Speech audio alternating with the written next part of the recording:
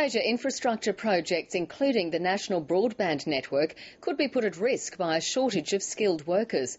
That's the finding of a new report, which calls on the federal government to allow more skilled migrants into the country. It's crucial in building Australia's economic strength, but the construction sector is suffering the most critical labour shortages of any industry. We are looking at quite a serious skills pressure on the industry. It is endangering our supply of new homes and new buildings. It's also putting pressure on key projects like the national broadband network and other infrastructure around Australia.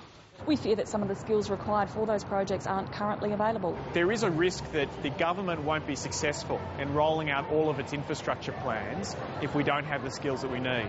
The skills shortage issue had been tempered by the global financial crisis, but now it's a hot issue again as employers look to hire staff.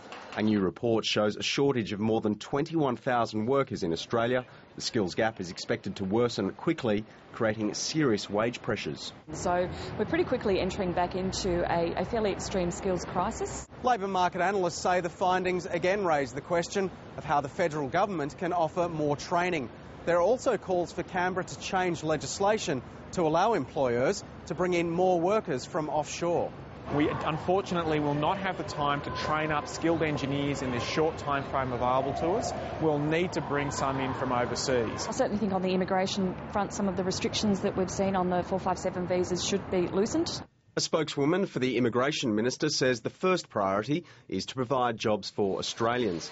But she adds there's no limit on the number of overseas skilled workers that an approved employer can sponsor. Simon Pallin, ABC News.